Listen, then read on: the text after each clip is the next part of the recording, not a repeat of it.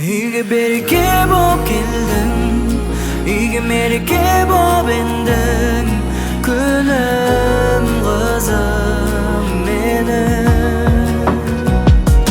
Болмасын шуайым қайғың, әкең сені уайымдайды. Ақылды болайын,